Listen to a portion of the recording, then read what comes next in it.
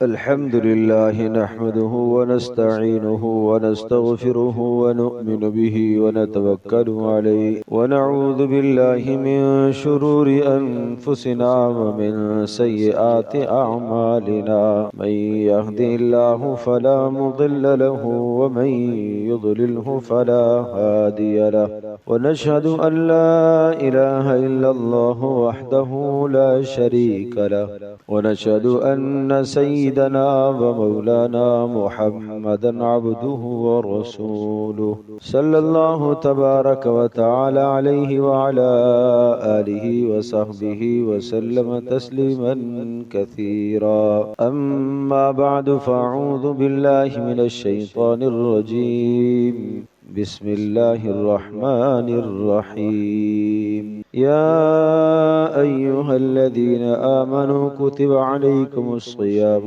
كما كتب على الذين من قبلكم لعلكم تتقون صدق الله مولانا العظيم رب اشرح لي صدري ويسر لي أمري واحلل عقدة من لساني يفقه قولي اللهم صل على محمد وعلى آل محمد كما صليت على إبراهيم وعلى آل إبراهيم إنك حميد مجيد اللهم بارك على محمد وعلى آل محمد كما باركت على إبراهيم وعلى آل إبراهيم إنك حميد مجيد گرامی قدر حاضرین و سامعین، سورۃ البقرہ کی آیت نمبر 182 سے لے کر 188 تک یہ 6 آیات ہیں۔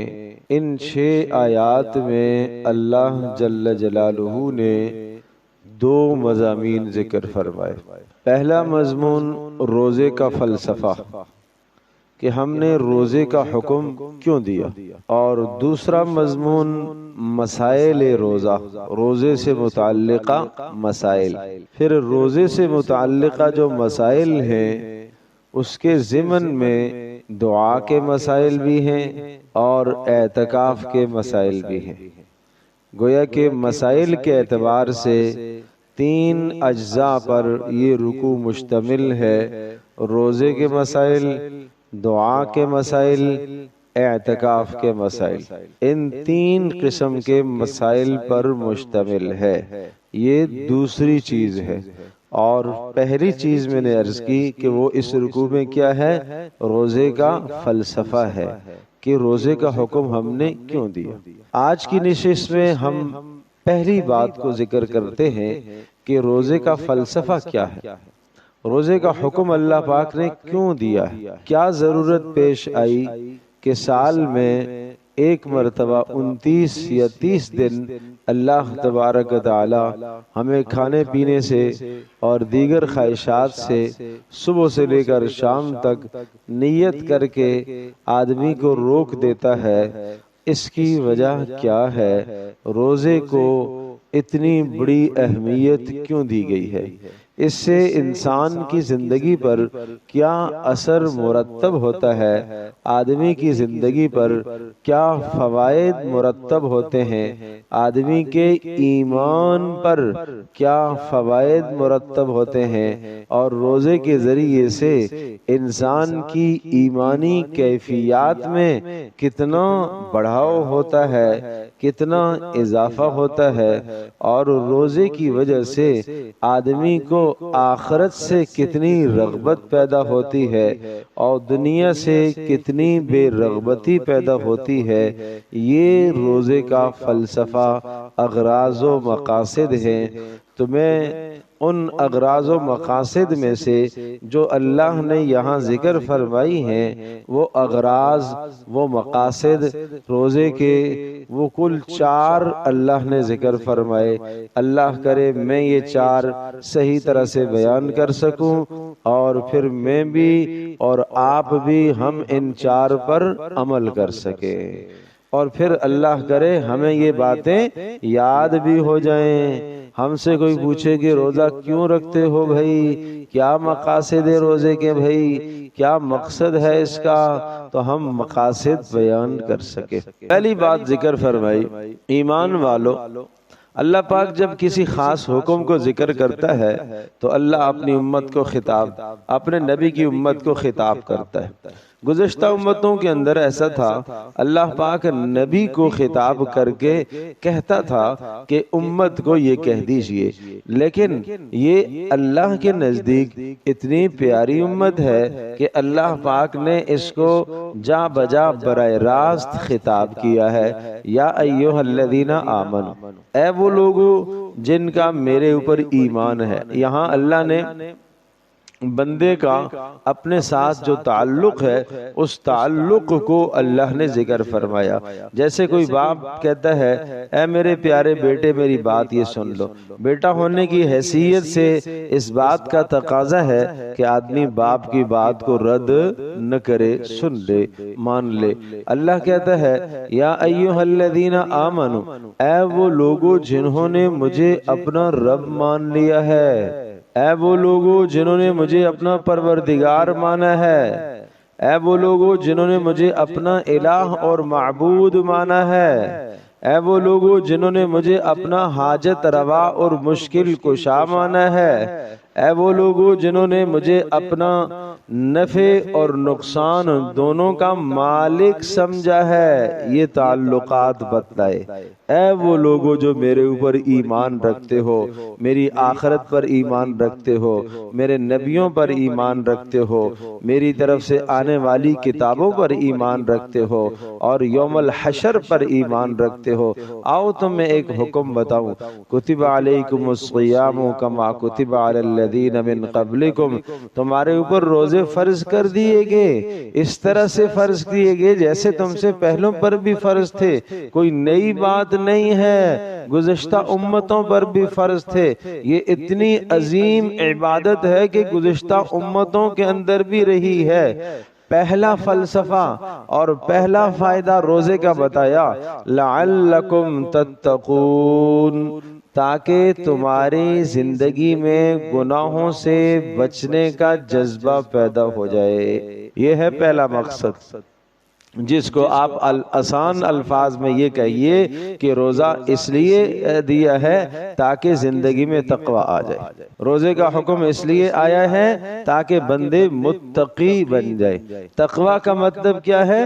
بچنا، پرہیز کرنا، اجتناب کرنا، وہ چیزیں جو انسان کے لیے مضر اور نقصان دہ ہیں ان چیزوں سے اپنے آپ کو بچانا، اس چیز کا نام تقوی ہے۔ جیسا کوئی آدمی چل رہا ہو اور خاردار راستے پر، کانٹے دار راستے پر چل رہا ہو، باریک سی پگڈنڈی ہو، اس پر وہ چل رہا ہے، نیچے کیچڑ بھی ہے اور جناب کانٹے بھی ہیں، تو وہ اپنے کپڑوں کو سمیٹتا ہے، اپنے دامن کو سمیٹتا ہے کہ کوئی کانٹا نہ لگ جائے، کوئی کیچڑ نہ لگ جائے، کوئی چھینٹ نجاست کی میرے اوپر نہ پڑ جائے۔ یہ جو سمٹ سمٹ کے چلتا ہے، یہ جو سنبھال کر کے اپنے آپ کو لے کر جاتا ہے، اس کا نام ہے تقوی۔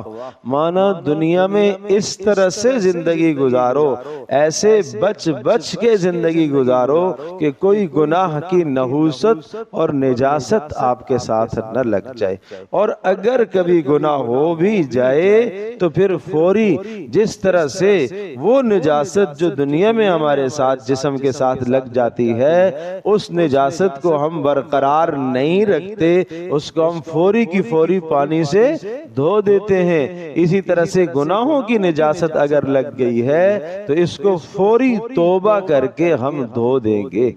یہ توبہ سے دھل جاتی ہے۔ یہ ناپاکی کس سے دھلتی ہے بھائی؟ بولو، توبہ سے۔ کس کو محسوس ہوتی ہے؟ فرشتوں کو۔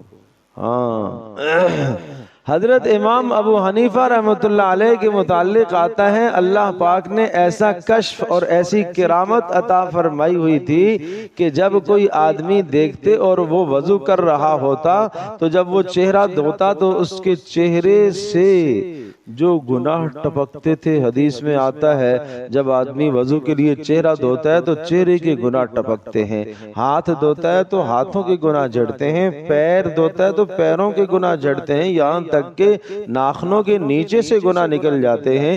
امام ابو حنیفہ رحمۃ اللہ علیہ وضو فرما رہے ہیں، ایک آدمی کو دیکھ رہے ہیں اور اس کے سارے گناہ ان کو دکھائی دے رہے ہیں۔ اللہ سے دعا مانگی، اے اللہ میری توبہ، اے اللہ میری توبہ، اے اللہ میری توبہ، اے اللہ یہ چیز میرے سے چھپا دے تاکہ لوگوں کے عیب میرے سامنے نہ آئیں، تاکہ لوگوں کے عیب میرے سامنے نہ آئیں۔ ہم جیسا کوئی ہوتا تو ہم تو اپنی بزرگی سمجھتے، ہاں مجھے پتا ہے تو کیا کرتا ہے، لیکن وہ لوگ اللہ والے تھے، انہوں نے اپنے آپ کو چھپا کر رکھا ہے۔ تو روزے کا پہلا مقصد، پہلا فلسفہ کیا بتایا؟ تاکہ تمہاری زندگی میں تقوی آ جائے۔ تقوی کا مطلب کیا ہے؟ گناہ سے بچنے کا جذبہ پیدا ہو جائے، گناہ سے بچنے کی صلاحیت پیدا ہو جائے۔ دیکھو گناہ سے بچنے کی صلاحیت میں مثالوں سے بات واضح کرتا ہوں۔ دیکھو ایک آدمی کے اندر طاقت نہیں ہے ایک سامان اٹھانے کی، اس لیے کہ بیمار ہے، آپ نے دوائیاں دی ہیں، مقویات اس کو کھلائی ہیں، طاقتور ہو گیا ہے اور اب وہ سامان اٹھا لیتا ہے تو مانا طاقت آ گئی ہے۔ اب ایک بندے کے اندر گناہ سے بچنے کی صلاحیت نہیں ہے، سامنے گناہ آیا اور فوری گناہ میں کود گیا۔ روزہ وہ مقدس عبادت ہے کہ جس کی وجہ سے بندے میں ایمانی طاقت پیدا ہوتی ہے، صلاحیت پیدا ہوتی ہے کہ انسان کے سامنے گناہ آئے اور یہ منہ موڑ لے اور گناہ سے بچ جائے۔ جس طرح سے دوپہر کو شدید پیاس لگی ہوئی ہے، اس وقت اکثر و بیشتر کو پیاس محسوس ہو رہی ہوگی، جی چاہ رہا ہوگا پانی آ جائے لیکن نہیں پیئیں گے کیونکہ روزہ ہے۔ جس طرح سے ابھی آپ حلال چیز سے اپنے آپ کو روک رہے ہو، رمضان روزہ یہ تقاضا کرتا ہے کہ پوری زندگی اس طرح سے اللہ تبارک و تعالیٰ کی نافرمانی سے اپنے آپ کو بچانا ہے۔ تو یہ پہلی بات ہو گئی بھائی۔ روزے کا فلسفہ کیا ہوا؟ لعلکم تتقون، تاکہ تم کیا بن جاؤ؟ متقی بن جاؤ، تاکہ گناہ سے بچنے کی صلاحیت تمہارے اندر پیدا ہو جائے، تاکہ ایمانی کیفیات تمہاری اوپر آ جائیں۔ کیوں؟ جب آپ کھانا بھی چھوڑیں گے، جب آپ پینا بھی چھوڑیں گے، جنسی خواہشات کو بھی چھوڑ دیں گے تو تمہارے نفس کی تربیت ہوگی اور روحانیت اوپر آئے گی اور نفس تمہارا نیچے ہوگا۔ نفس آدمی کو گناہ کا حکم دیتا ہے اور روح انسان کو نیکی کی طرف لے جاتی ہے۔ اب تمہارے اندر سے جب گناہ اور گندگی نکلی، اب تمہارا آس پاس اور تمہارا ماحول فرشتوں کے ساتھ ہو گیا۔ اب فرشتے آپ کو نیک بات کی تلقین کریں گے، اور اگر تمہاری زندگی گناہوں کے اندر ہے تو پھر تمہارا اٹھنا بیٹھنا اور ساتھ شیطانوں کے ساتھ ہے، اور شیطان تمہیں نیکی کا خیال نہیں ڈالیں گے بلکہ کس کا خیال ڈالیں گے؟ گناہ اور برائی کا خیال ڈالیں گے۔ اب اسی لیے آپ نے سنا ہوگا، پڑھا ہوگا، رمضان کا پہلا عشرہ وہ کس کا عشرہ ہوتا ہے بھائی؟ بولو بھائی، مغفرت کا ہوتا ہے۔ شاباش، کس کا عشرہ ہوتا ہے؟ مغفرت کا ہوتا ہے۔ تو کیا مطلب مغفرت کا؟ کہ اس پہلے عشرے میں ہم اللہ پاک سے اپنے گناہوں کی معافی مانگ لیں گے، اور ہمارے جسم جو گناہوں سے گندے ہوئے ہیں، ہمارا دل جو خراب ہوا ہے اور اس کے اندر کینے بھی موجود ہیں، اس میں نفرتیں بھی موجود ہیں، اور اس میں ناجائز محبتیں بھی موجود ہیں، اور اس دل میں سگے بھائی کی نفرت بھی ہے اور سگی بہن کی نفرت بھی ہے اور ماموں خالہ چچا بھتیجے کی نفرت بھی ہے۔ ہم اپنے دل کو پاک کریں گے، یہ مغفرت کا عشرہ ہے، تاکہ تم گناہ اپنے معاف کروا لو، تو پھر دوسرے عشرے سے رحمتیں آئیں گی، تو پھر تمہاری ایمانیات اور تمہاری ایمانی کیفیات اوپر آئیں گی اور ترقی پیدا ہوگی۔ لیکن جب آدمی کرے گا تو تب نا، مغفرت اللہ سے مانگے گا تو ملے گی نا۔ رب اغفر ورحم وانت خیر الراحمین کثرت سے پڑھو، ربنا اغفر لی ولوالدی وللمؤمنین یوم یقوم الحساب کثرت سے پڑھو۔ صرف وظیفہ پڑھنے سے کام نہیں بنتا، بلکہ حقیقت میں معافی مانگو اللہ سے، اپنے گناہوں کی معافی مانگو۔ روز 2 رکعت نماز توبہ پہلے عشر میں پڑھو، روزانہ اس کا اہتمام کرو۔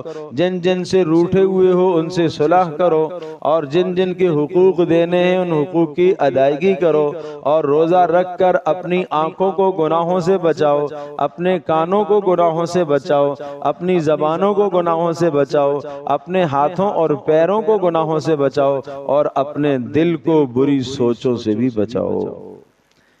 یہ ہے لعلکم تتقون۔ روزہ اس لیے دیا گیا ہے تاکہ تمہارے اندر تقوی پیدا ہو جائے۔ آؤ دوسرا فلسفہ روزے کا سمجھتے ہیں، دوسرا فائدہ سمجھتے ہیں۔ وہ کیا ہے؟ وَلِتُكْمِلُوا الْعِدَّةَ وَلِتُكَبِّرُوا اللَّهَ عَلَى مَا هَدَاكُمْ۔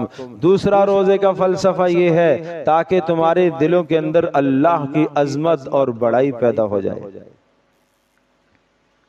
اے اللہ تیری عظمت کی خاطر صبح سویرے سے میں نے روزہ بند کر لیا، سارا دن کچھ نہیں کھایا، اور شام تیرا حکم آیا تو میں نے افطار کیا۔ اے اللہ تو وہ عظیم ذات ہے جس کے لیے میں اپنا کھانا چھوڑ سکتا ہوں، اپنا پینا چھوڑ سکتا ہوں، اپنی خواہشات کو چھوڑ سکتا ہوں، اپنی من مانی کو، چاہتوں کو چھوڑ سکتا ہوں۔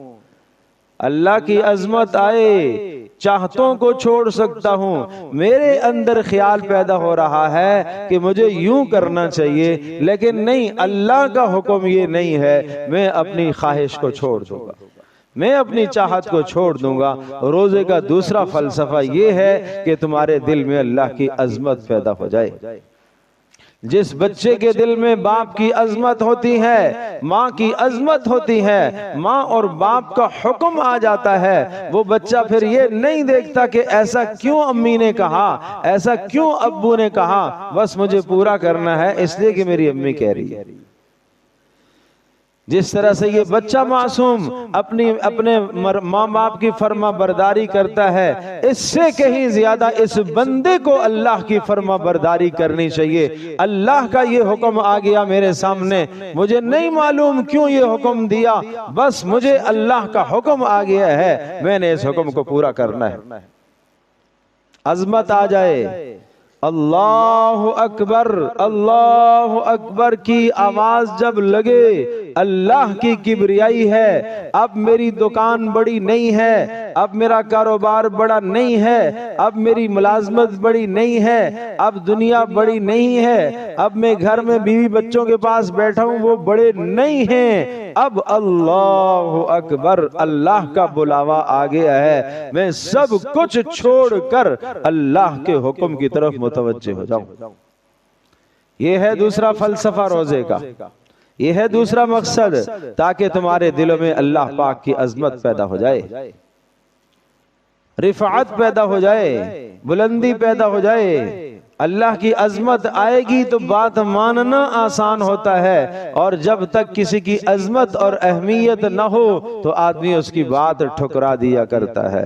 ارے عظمت سے بات بنتی ہے، احترام سے بات بنتی ہے۔ صحابہ کے دل میں اللہ کی عظمت تھی، اللہ کے رسول صلی اللہ تعالی علیہ وسلم کی عظمت تھی، اور اس عظمت کے نتیجے میں کیا اطاعت تھی۔ مثال اس اطاعت کی نہیں ملتی جو صحابہ میں رسول اللہ صلی اللہ علیہ وسلم کی فرما برداری کی اطاعت تھی۔ لوگ آ رہے تھے، جمعے کا دن ہے، کچھ کھڑے تھے پیچھے، رسول اللہ صلی اللہ علیہ وسلم نے حکم دیا بیٹھ جاؤ، بیٹھ جاؤ۔ آپ نے یہ کہا، یہ جملہ سننا تھا کہ عبداللہ بن مسعود رضی اللہ تعالی عنہ کا ایک قدم مسجد کے دروازے کے اندر تھا، اور چوکٹ کے اندر، اور ایک باہر، وہاں ہی بیٹھ گئے۔ کہا عبداللہ آگے آ جاؤ، یہاں کہاں بیٹھ گئے ہو؟ کہا آپ کا حکم سننے کے بعد آگے قدم نہیں بڑھ سکا۔ آپ نے جب فرمایا بیٹھ جاؤ تو آگے قدم نہیں بڑھ سکا، نہیں بڑھ سکا۔ عبداللہ ابن مبارک رحمت اللہ علیہ وقت کے ولی، بزرگ، محدث، محقق، بڑے عالم، ہزاروں انسانوں نے ان سے فیض پایا، استفادہ کیا، انتقال ہو گیا۔ انتقال کے بعد کسی شخص نے خواب میں دیکھا عبداللہ بن مبارک جنت میں اور ایک عالی شان محل میں، اور اس عالی شان محل کے برابر میں ایک اور آدمی کا محل بھی ہے، اور بالکل جو عبداللہ بن مبارک کو ملا ہے وہ اس کو بھی ملا ہے۔ ارے عبداللہ بن مبارک تو محدث ہے، مفکر ہے، عالم ہے، وہ مجتہد ہے، وہ بڑے بزرگ اللہ والے ہیں، ہزاروں لوگوں کی ہدایت کا ذریعہ ہے۔ یہ آدمی کون ہے؟ یہ تو بٹھی والا آدمی تھا، یہ تو سارا دن لوہے کو کوٹتا تھا، اس کی کیا نیکی ہے؟ اس کی کیا نیکی ہے؟ خواب دیکھنے والے کو تعجب ہوا، وہ اس کے گھر چلا جاتا ہے اور گھر جا کر پوچھتا ہے اس کی اہلیہ سے، اس کی کیا نیکی تھی؟ اس کو میں نے خواب میں عبداللہ بن مبارک کے ساتھ دیکھا ہے جنت میں، عبداللہ بن مبارک کے ساتھ اس کا محل بنا ہوا ہے۔ کہا اور تو مجھے کچھ پتہ نہیں ہے، ایک نیکی مجھے یاد ہے، میں دیکھتی رہتی تھی، یہ سارا دن لوہا کوٹتا رہتا تھا، مارتا رہتا تھا، لیکن جب اللہ اکبر کی آواز آتی تو اگر اس کا ہتھوڑا یوں کندھے پر ہو مارنے کے لیے، اللہ اکبر سننے کے بعد اس کو پیچھے پھینک دیتا تھا، ضرب نہیں لگاتا تھا لوہے پر، کہ نہیں اب بڑے کی آواز آ گئی، اب اللہ کی پکار آ گئی، اب اللہ کی پکار کے بعد اب یہ لوہے کو کوٹنا میرے لیے جائز نہیں ہے۔ وہ ہتھوڑے کو پیچھے پھینک دیتا، اوزار پھینک دیتا اور مسجد کی طرف بھاگتا۔ اس کو کہتے ہیں اللہ کی عظمت، اس کو کہتے ہیں اللہ کی عظمت۔ تو یہ دوسرا فلسفہ ہے روزے کا، روزے سے اللہ کی عظمت دل میں پیدا ہو جائے۔ نمبر 3، آؤ سنو تیسرا روزے کا فلسفہ کیا ہے؟ بڑا عظیم الشان مقصد ہے، بڑا عظیم الشان مقصد ہے، اس لیے تمہیں روزے کا حکم دیا، لعلکم تشکرون، تاکہ تمہاری زندگی میں شکر گزاری پیدا ہو۔ یہ کیسے پیدا ہوگی؟ رمضان کا مہینہ غم خاری کا ہے، مواسات کا ہے، مسلمانوں کے ساتھ ہمدردی کا مہینہ ہے۔ صبح سے لے کر شام تک تم بھوکے رہے تاکہ تمہارے دل میں بھوکوں کا احساس پیدا ہو جائے اور تم اللہ کا شکر ادا کرو۔ اے اللہ، میں تو رمضان کے علاوہ 3 اوقات میں تو میں کھاتا ہوں، کتنی مرتبہ دن کو پانی پیتا ہوں، کتنی مرتبہ میں چائے پیتا ہوں، کتنی مرتبہ میں پھل کھا لیتا ہوں اور دیگر مشروبات میں استعمال کرتا ہوں، سارا دن منہ چلتا ہی رہتا ہے، کھاتا ہی رہتا ہوں۔ ایسے لوگ بھی تو دنیا میں ہوں گے جن کو 24 گھنٹے میں ایک وقت کھانا میسر ہوتا ہوگا، ایسے بھی تو ہوں گے جن کو 2 وقت کھانا میسر ہوتا ہوگا، تاکہ تمہارے دل میں شکر گزاری پیدا ہو جائے۔ اے اللہ، تو نے مجھے تو بہت کچھ دے رکھا ہے، آج صبح سے لے کر شام تک بھوک برداشت کی تاکہ معاشرے میں جو بھوکے لوگ ہیں ان بھوکوں کا احساس تمہارے دلوں میں پیدا ہو جائے۔ مومن بے حس نہیں ہوا کرتا، مومن بے حس نہیں ہوا کرتا، اس لیے فرمایا لیس المؤمن، وہ شخص مومن نہیں ہے، وہ شخص مومن نہیں ہے۔ کون مومن نہیں ہے؟ فرمایا جو رات کو پیٹ بھر کر سو جائے اور اس کے برابر میں اس کا پڑوسی بھوکا سو رہا ہو، وہ شخص مومن نہیں ہے۔ کیوں؟ اس کے اندر سے حس ختم ہو گئی ہے، بے حسی میں مبتلا ہو گیا ہے۔ ایک گدھا، 2 جانور ہیں، ایک مالک سارا دن 2 گدھوں کو گاڑی رڑے کے نیچے رکھتا ہے، چلاتا ہے، شام کو ایک گدھے کو اس کنارے میں، ایک کو اس کنارے میں، یا 2 بیل اس نے لگا دیے گاڑی کے نیچے اور سارا دن چلتے ہیں، شام کو ایک بیل کے سامنے اس نے گھاس ڈال دی اور اس کو کھلا چھوڑ دیا، دوسرے بیل کو اس کنارے میں باندھ دیا۔ یہ کھلا ہوا بیل یہ نہیں کہے گا کہ جناب میں تھوڑا سا گھاس، تھوڑی سی گھاس اٹھاتا ہوں اور اپنے بھائی کو دے کے آتا ہوں نا، وہ بھی میرے ساتھ سارا دن کام کرتا رہا، اسے یہ خیال آئے گا؟ بولو بھائی، وہ بے حس ہے، وہ بے حس ہے. اگر انسان سے یہ حس رخصت ہو جائے تو پھر یہ 2 پیروں والا اور وہ 4 پیروں والا پھر کوئی فرق نہیں. روزہ شکر گزاری سکھاتا ہے. روزہ شکر گزاری سکھاتا ہے. روزہ شکر سکھاتا ہے. اللہ کا شکر ادا کرو جو اللہ نے دیا ہے. افطار میں کیا کیا چیزیں کھاتے ہو اللہ کا شکر ادا کرو. اللہ اکبر. شکر ادا کرو. شکر ادا کرو. افطاری سے فارغ ہونے کے بعد الحمدللہ الذی اطعمنا وسقانا وجعلنا من المسلمین یہ دعا پڑھو. اللہ کا شکر ادا کرو. الحمدللہ الذی اشبعنا الحمدللہ الذی هو اشبعنا واروانا وانعم علینا وافضل. اور ساری تعریفیں اس اللہ کے لیے جس نے مجھے سیراب کیا اور جس نے پیٹ بھر کے کھانا کھلایا اور جس نے مجھے نعمتیں دیں اور جس نے مجھے بہت سارے لوگوں پر فضیلت بخشی. یہ دعا پڑھو. اور افطار کے بعد ذهب الظمأ وابتلت العروق وثبت الاجر انشاء اللہ. ذهب الظمأ پیاس چلی گئی جاتی رہی. وابتلت العروق صبح سے دوپہر سے لے کر اب تک رگیں خشک تھیں تر ہو گئی. وثبت الاجر انشاء اللہ اور اللہ نے چاہا تو اجر بھی ثابت ہو جائے گا. یہ رسول اللہ صلی اللہ علیہ وسلم افطار کے بعد پڑھتے تھے.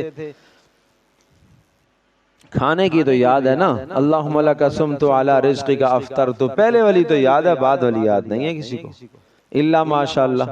پہلے والی تو یاد رکھی ہوئی ہے. کھانے والی دعائیں تو ہمیں یاد ہیں. کھانے کے بعد کی دعائیں یاد نہیں ہوتی. عام طور پر بھول جاتے ہیں. کھانے کی بعد کی دعائیں بھول جاتے ہیں. بھائی کام ہونے کے بعد پھر ہم بھول جاتے ہیں. اللہ گلہ کرتا ہے. اسی لیے قرآن کریم کے اندر جب اس کو تکلیف پہنچتی ہے نا یہ مجھے پکارتا ہے یہ بھاگتا دوڑتا آتا ہے اور جب وہ تکلیف اس سے چلی جاتی ہے فرمایا ایسا ہو جاتا ہے جیسے اسے کبھی تکلیف ہوئی نہیں تھی. یہ اللہ کا گلہ ہے. اللہ اکبر اللہ اکبر. تو 2 مقصد ہو گئے.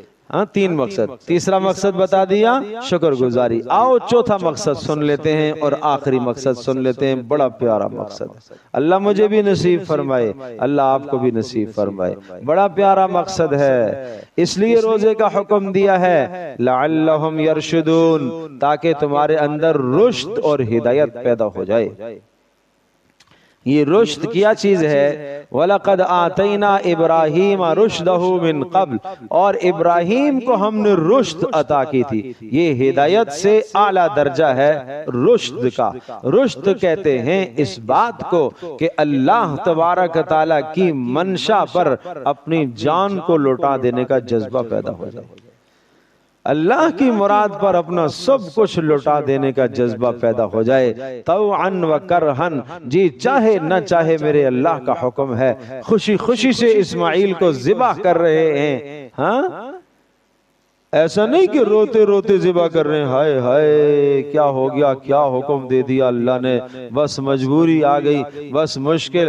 اوہو خوشی خوشی سے اسماعیل کو ذبح کر رہے ہیں. اسماعیل خوشی خوشی سے ذبح ہو رہے ہیں. ارے ذبح ہونے والے تجھے نہیں پتا کہ چھری چلنے کا مقصد جان جائے گی؟ پتہ ہے. ارے ذبح کرنے والے تجھے نہیں معلوم کہ چھری چلانے سے مر جائے گا؟ پتہ ہے. پھر کیوں خوشی ہے؟ ارے اللہ کے نام پر قربان ہو رہے ہیں اس لیے خوشی ہے. اللہ کے نام پر قربان ہو رہے ہیں. لگاؤ نا پیسہ اللہ کے نام پر پیسہ لگاؤ پھر اندر سے دل خوش ہو. اے اللہ تیرے حکم پر لگایا ہے. کھلاؤ فقیروں کو غریبوں کو کھلایا اور پھر دل خوش ہوا. اے اللہ تیرے حکم پر کھلایا کوئی کمی نہیں ہوگی. اے اللہ تیرے حکم پر کھلاتی. یہ ہے رشد. اب رشد کے متعلق ایک اور آیت سورۃ الحجرات کی پیش کرتا ہوں. یہ رشد اللہ پاک نے صحابہ کو بھی عطا فرمایا تھا. یہ محمد رسول اللہ صلی اللہ تعالی علیہ وسلم کے پروانے اللہ نے ان کو بھی یہ صفت عطا فرمائی تھی. اللہ اکبر. قرآن کیا کہتا ہے؟ وَلَكِنَّ اللَّهَ حَبَّبَ إِلَيْكُمُ الْإِيمَانَ وَزَيَّنَهُ فِي قُلُوبِكُمْ وَكَرَّهَ إِلَيْكُمُ الْكُفْرَ وَالْفُسُوقَ وَالْعِصْيَانَ أُولَئِكَ هُمُ الرَّاشِدُونَ. وَكَرَّهَ إِلَيْكُمُ الْكُفْرَ کفر اور گناہ ناپسند ہو جائے کیا کہہ رہا ہوں؟ کفر اور گناہ اور نافرمانی آدمی کو کیا ہو جائے؟ ناپسند. کیسے نفرت ہو جائے؟ جیسے غلاظت اور گندگی سے نفرت ہوتی ہے، جیسے نجاست سے نفرت ہوتی ہے، جیسے حرام مردار پڑا ہوا ہے بدبودار تعفن والا اس سے نفرت ہوتی ہے، اس طرح کی نفرت دل میں گناہ کی پیدا ہو جائے. یہ نفرت دل میں گناہ کی پیدا ہو جائے. نوجوان نے موبائل کھولا، گناہ کے اسباب سامنے آگے، فوری ہٹا دیا، نہیں، نفرت پیدا ہو جائے. یار تھوڑا سا تو دیکھ لو، مول صاحب نے کہا تھا گناہ ہے لیکن تھوڑا سا چلو توبہ کر. نہیں میرا بیٹا، نہیں میرا جوان، ایسا نہیں ہوگا، ایسا نہیں ہوگا، ایسا نہیں ہوگا. گناہ کی نفرت دل میں آ جائے. ایک حدیث پاک میں یوں مثال دی، گناہ کی نفرت ایسی دل میں آ جائے جس طرح سے آگ کے الاؤ میں آگ جل رہی ہے، اس میں کودنا آدمی پسند کر لے لیکن گناہ کی طرف جانا پسند نہ کرے. اس طرح سے گناہ کی نفرت. کر رہا الیکم الکفر. نمبر 2 فسوق. کفر کی نفرت بھی آ گئی، فسق و فجور گناہوں کی نفرت بھی دل میں آ گئی. وَكَرَّهَ إِلَيْكُمُ الْكُفْرَ وَالْفُسُوقَ وَالْعِصْيَانَ. عصیان، ظلم کی نفرت. ظلم کیا ہوتا ہے؟ کسی کو 4 سنا دی، یہ ظلم کیا نا تو نے. کسی کو ناحق تھپڑ لگا دیا، یہ ظلم کیا نا. کسی کی عزت پر حملہ کیا، یہ ظلم کیا آپ نے. ہاں یہ تو بڑا خوش ہو رہا ہے، آج مزہ آیا نا، میں نے بڑی کھری کھری سنائی ہے، بڑی کھری کھری سنائی ہے. شاباش، تو نے سنائی ہے کھری کھری لیکن تو نے ظلم کیا. ارے ظالم، یہ جس کو تو نے کھری کھری سنائی ہے وہ مظلوم ہو گیا، تو ظالم ہو گیا. اس مظلوم کی بد دعا آسمانوں کی طرف اٹھتی ہے، بادلوں کو چیرتی ہوئی اللہ کے عرش کے ساتھ جا کے ٹکراتی. ڈر جا مظلوم کی بد دعا سے، ڈر جا مظلوم کی بد دعا سے. حبب الیکم الایمان. ایمان دل میں محبوب بن جائے. وزینہ فی قلوبکم. سر سے لے کر پیر تک ایمان سج جائے. 5 صفات آئیں گی تو رشد پیدا ہوگا، اور یہ رشد بھی روزے کا فلسفہ ہے. 5 صفات. ایمان دل میں محبوب ہو جائے، اسلام جسم پر سج جائے، کفر سے نفرت ہو جائے، فسق اور فجور سے نفرت ہو جائے، ظلم سے نفرت ہو جائے. قرآن کہتا ہے اولئک هم الراشدون. جن میں یہ 5 صفات ہیں یہ رشد و ہدایت والے ہیں. لیکن کس کو ملیں گی؟ فضلا من اللہ و نعمہ. یہ تو اللہ کا فضل ہے، یہ تو اللہ کی نعمت ہے، یہ تو چاہنے والوں کو ملتی ہے، چاہنے والوں کو ملتی ہے. اللہ اکبر، اللہ اکبر. اللہ ہم سب کو عطا کرے. تو خلاصہ کلام یہ ہوا کہ روزے کا فلسفہ میں بیان کر رہا تھا، اور 4 باتیں میں نے روزے کے مقاصد میں ذکر کی ہیں. نمبر 1، روزے کا حکم اس لیے دیا تاکہ گناہوں سے بچنے کی طاقت تمہارے اندر پیدا ہو جائے. نمبر 2، روزے کا حکم اس لیے دیا تاکہ اللہ کی عظمت اور کبریائی آ جائے. نمبر 3، روزے کا حکم اس لیے دیا تاکہ تمہارے اندر شکر گزاری پیدا ہو جائے. نمبر 4، روزے کا حکم اس لیے دیا تاکہ رشد اور ہدایت کے اعلیٰ درجے پر تم فائز ہو جاؤ. اور رشد و ہدایت کا مطلب کیا ہے؟ ایمان محبوب بن جائے، اور اسلام جسم پر سج جائے، اور کفر سے نفرت ہو جائے، اور گناہوں سے نفرت ہو جائے، اور ظلم اور زیادتی سے نفرت ہو جائے. بس یہ ہے روزے کا مقصد. اور اب میں نے سمجھ لیں کہ اب میں نے آپ کو یہ مقاصد بتا دیے، یاد بھی کر لیے ہوں گے. اب روزانہ اپنے آپ کو جانچتے رہو کہ یہ پیدا ہو رہا ہے میرے اندر کہ نہیں، یہ چیز آ رہی ہے کہ نہیں آ رہی ہے. یہ کتنے روزے گزر گئے، میں بیمار تھا، ٹھیک ہوا ہوں کہ نہیں ٹھیک ہوا ہوں. دوا، روزے کی دوا چل رہی ہے، اس دوا سے مجھے فائدہ ہو رہا ہے کہ نہیں ہو رہا. یہ دیکھتے رہو، اپنا احتساب کرتے رہو. اللہ پاک مجھے بھی آپ کو ہم سب کو عمل کی توفیق عطا فرمائے. وآخر دعوانا ان الحمد للہ رب العالمین.